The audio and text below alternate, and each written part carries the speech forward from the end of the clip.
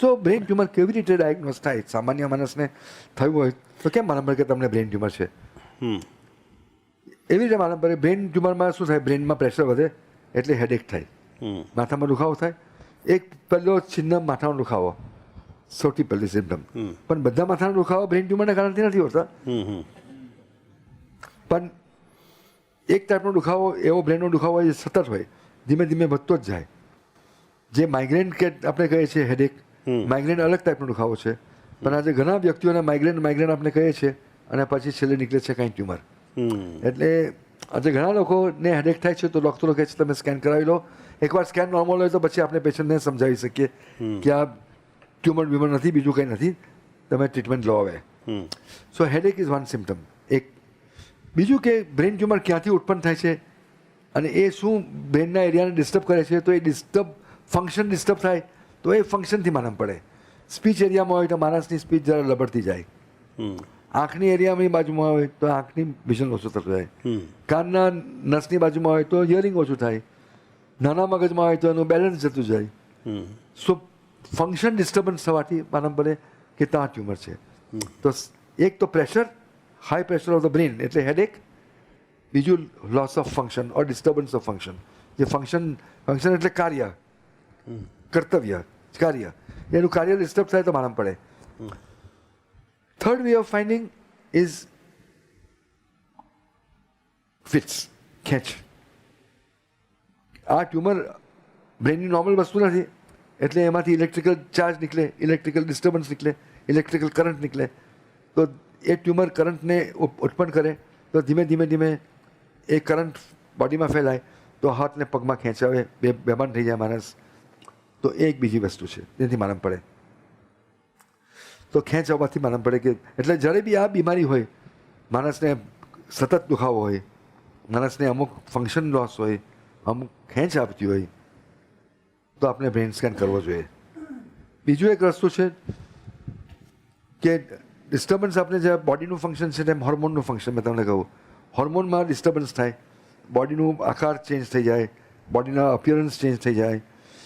માણસને કોઈક વાર બ્લડ પ્રેશર અને ડાયાબિટીસ થઈ જાય જે બ્રેનને કારણથી હોય, કેમ કે ફાઇનલ કંટ્રોલ બ્રેનમાંથી હોય છે એટલે હોર્મોન કંટ્રોલ બ્રેનમાં હોય છે. તો હોર્મોન કંટ્રોલ ડિસ્ટર્બન્સ હોય તો હોર્મોનનો જગા પિટ્યુટરી ગ્લેન્ડ મેં તમને બતાવ્યું હતું તો એ ટ્યુમરને કારણે થઈ શકે. સો એ એરિયા આપણે એટલે હોર્મોનના આપણે ટેસ્ટ કરીએ તો માલૂમ પડે કે હોર્મોનમાં ડિસ્ટર્બન્સ છે. તો પછી હોર્મોનનું ઓર્ગન શું છે? પિટ્યુટરી. તો પછી પિટ્યુટરીનો ફોટો પાડ્યો તો તમને માલૂમ પડી જાય કે એ ઓર્ગનમાંથી બીમારી થાય છે. So disturbance again function, disturbance of function. કોઈક વાર માણસને અચાનક બેભાન થઈ જાય, સડન લોસ ઓફ કોન્શિયસનેસ. એ ક્યારે થાય? મગજની આંટરી ફૂટી જાય, યા બ્રેનમાં બ્લીડિંગ થઈ જાય, યા ટ્યુમરમાં બ્લીડિંગ થઈ જાય. કોઈ વખત ટ્યુમર એટલું ફાસ્ટ ઊંઘતું હોય કે અંદર ગ્રો થતાં થતાં ફૂટી જાય. તો ફૂટી જવાથી, બ્રેન ફૂટી જવાથી, ટ્યુમર ફૂટી જવાથી અચાનક પ્રેશર વધી જાય અને માણસ બેભાન થઈ જાય. So that also is possible. કે સો આવી બધી સિમ્ટમ્સથી માલૂમ પડે ફંક્શનથી, disturbance of function, disturbance of consciousness, headache, convulsions, એથી માલૂમ પડે કે બ્રેનમાં ટ્યુમર છે. અને સ્કેનમાં આજે કરો તો તમને બધું ખબર પડે. ટ્યુમર નથી તો પછી બીજું શું છે એ બી માલૂમ પડે. સર્ક્યુલેશનનો પ્રોબ્લેમ હોય તો એ માલૂમ પડે. કોઈ બીજું મેનિન્જાઇટિસ હોય, સ્ટ્રોક હોય, કંઈ બી હોય તો માલૂમ પડે સ્કેન કરવાથી. સો આજે અને સ્કેનમાં બી જાત જાતના સ્કેન આવે છે. તમે સિટી સ્કેન ક્યારે માંગવો, MRI ક્યારે માંગવો એ બી અલગ ચીજ છે. અને MRI માંગો તો MRIમાં શું તમારે જોવું છે એ ડૉક્ટરને ખબર હોય. તમે કહો કે મારે ખાલી MRI કરવો છે તો મને MRIમાં શું તમારે જોવું છે તો એ ટાઈપની એનું સોફ્ટવેર વાપરે એ લોકો, એ પ્રમાણે એની સિસ્ટમ વાપરે તો માલૂમ પડે કે MRIમાં શું. તો એ હવે એપિલેપ્સી હોય તો એનો પ્રોટોકોલ અલગ છે, ફિટ્સનો પ્રોટોકોલ અલગ છે. પિચ્યુટરી હોય તો એનો પ્રોટોકોલ અલગ છે. ન્યુરાલજિયા હોય તો એનો પ્રોટોકોલ અલગ છે. સો અલગ અલગ બીમારીના પ્રોટોકોલ બી અલગ છે. સો MRI માગતી વખતે બી આપણે જે ડૉક્ટરને ખબર હોય એ ડૉક્ટર લખીએ અને પછી MRI ડૉક્ટર એ પ્રમાણે ચાલે. અધરવાઇઝ સિમ્પલ MRI કરો અને તમે બીમારી તમને જડે નહીં જો કરેક્ટ MRI માગ્યો નહીં હોય તો.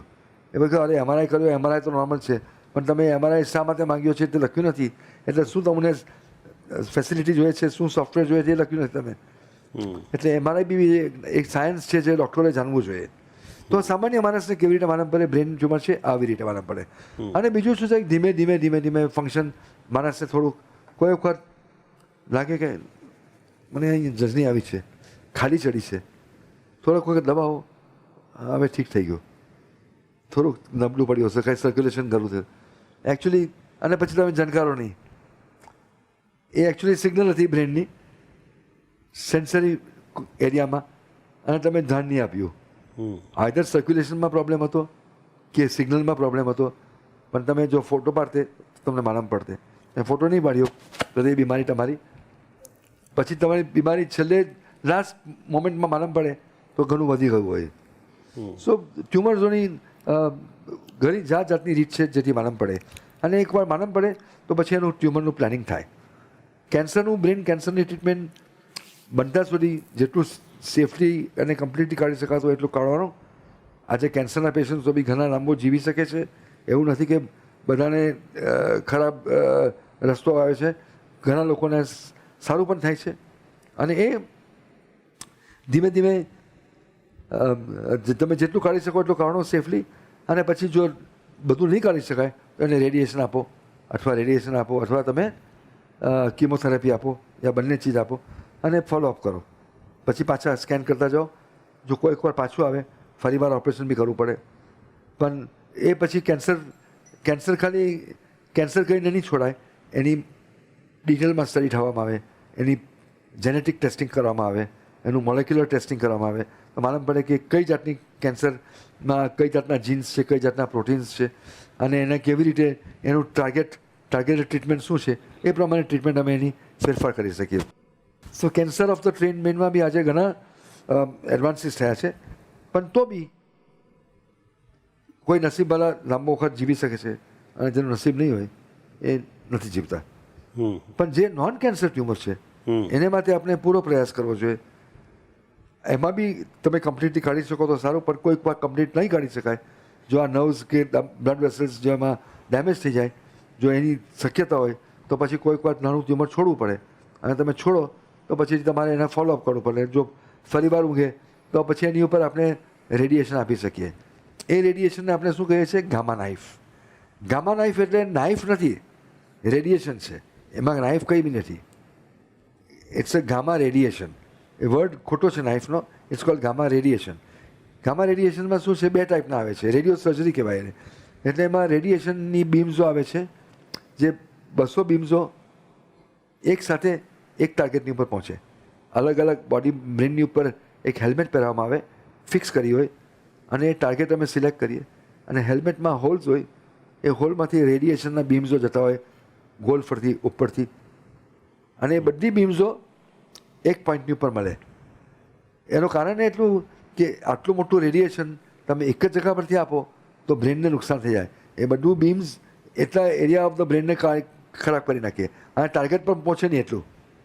પણ તમે એ માનો કે